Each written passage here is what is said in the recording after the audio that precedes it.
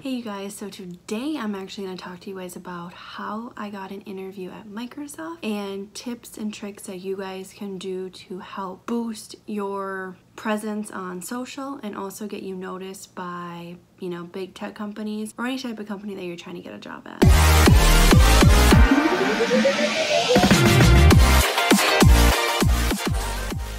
Good morning, everybody.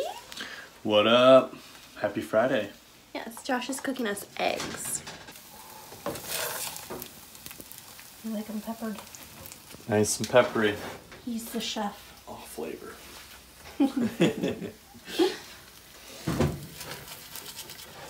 Josh is not very talkative. I'm focused on flipping the eggs and not breaking the yolk right now. It's all about the precision and gentle care.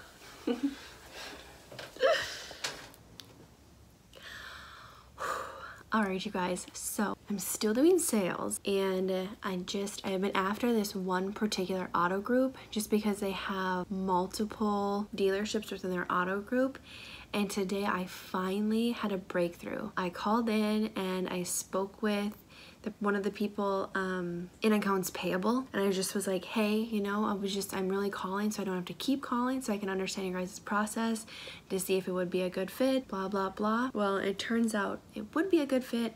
They have a very manual process, and our tool that I'm selling would really help them. And so it's like that just started off my morning really good. Yesterday was a very odd day. It was just sort of like an off day. I don't know if you guys ever have off days. I mean, I'm sure you do. Yesterday was extremely just off, unmotivated, didn't really feel encouraged to work, I guess. And getting this early morning semi-win just felt so freaking good. And it's just a testament that every single day is different, and every single day we're going to be feeling different, and regardless of how we feel, we still have to do our work and we still have to do our job. It's about pushing those feelings aside and then dealing with them after the job, which is pretty much what I do when I go for a run after work, which is why I always stress physical activity, because it helps clear your mental, any mental block that you have, whether that's in programming, design, marketing, sales. Running or physical activity really helps just sort of distract you and de-stress you and help you then focus on what the problem is when you come back to it after you're done working out. And right now I'm about to jump on a phone call with MongoDB. If you guys are familiar with them, they're a non-relational database company and they're awesome. They have super cool offices in New York City. If you haven't, I'm gonna link the video right here. So go check it out. This is a kind of a tour of their offices that I did. Super fun.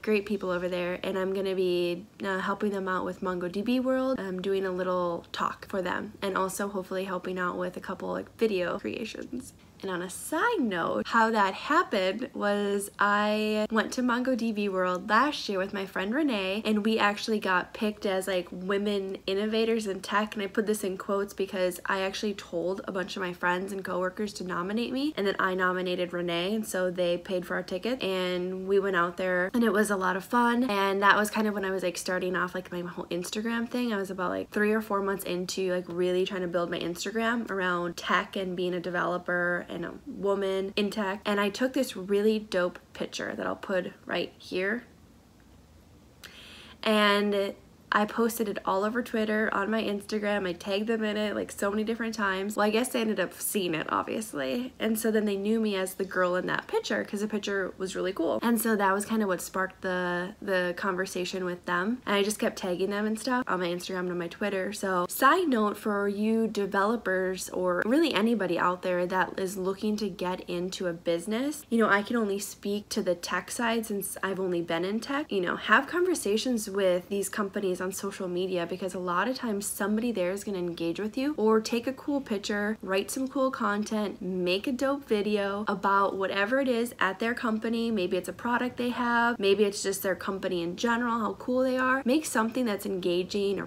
fun and is going to, attract attention. And then you never know, start a conversation with them. If you want to work there, if you want to work with them, it can be cool. It just really opens up your doors and it opens up opportunities that probably normally wouldn't be there, which is why social media, our ability to create content nowadays is awesome. And I always suggest people to utilize it. Create content, no matter what it is, even if it's for you. You never know who it's helping or who might see it. which is, so I'm all about content creation. Like, I create YouTube videos. I try to do a couple or a few every single week.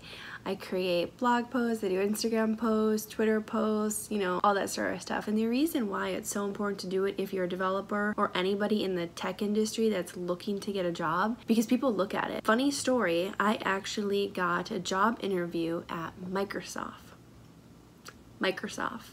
because of a tweet. Like, now, that's how it started. I followed a bunch of their developer advocates on Twitter, and I liked one of their tweets. Well, by me liking this tweet, it led him to engage with me on my Twitter, which then he found my YouTube channel, and he saw that I was posting videos and tutorials about programming and how to get a job in tech. He was like, hey, are you interested in becoming a developer advocate? And I was like, yeah, of course. Because at that time, I did. Like, I thought that would be the perfect job for me because I love tech, I like programming, but I also like you guys. I like talking with you, I like sharing with you, finding out what you're doing, and sharing cool projects and things like that. And so pretty much I went through their interview process. They flew me out to Seattle, and I went through this 5-hour long interview. To be honest, when I first got there, and I was like, okay, I think I got this job, and I was like studying all this Microsoft technology. Hey guys, I'm here in Seattle, Washington right now. I got in last night at about 11 p.m.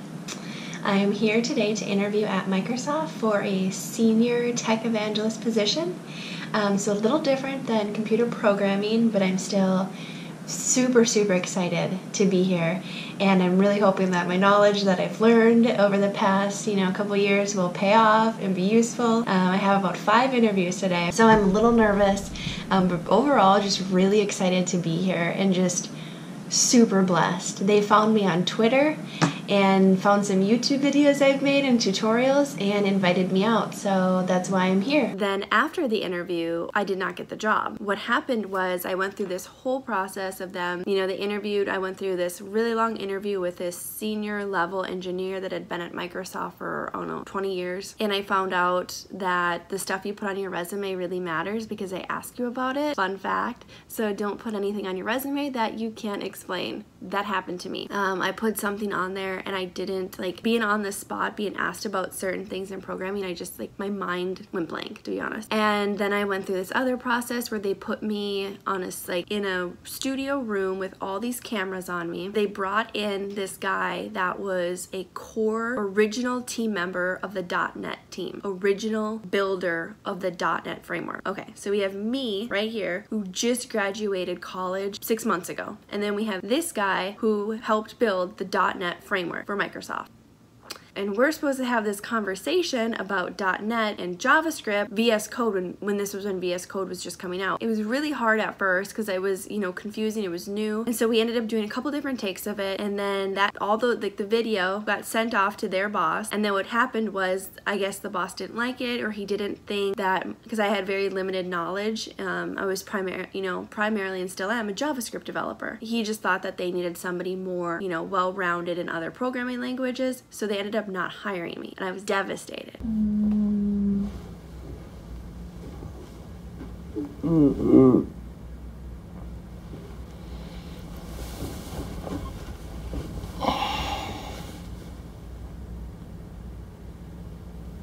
But moral of the story, you guys, produce content, stay up to date on all your social medias. I always preach that, but keep your Twitter up to date, keep your LinkedIn up to date, keep your Instagram up to date, keep your Facebook up to date, keep your YouTube up to date. Constantly create content because you never know who's going to see it, and you never know the opportunities that are going to come. Because I still look at that as an awesome opportunity, and it's a dope story. I gotta go to Seattle and interview at Microsoft. I mean, that's cool. I don't even care that I didn't get the job. It was a cool experience, and everybody that I met at Microsoft was amazing. And I'll be honest, it's a great company to work for. If you can nail that interview, you're setting yourself up for a really fun and exciting career.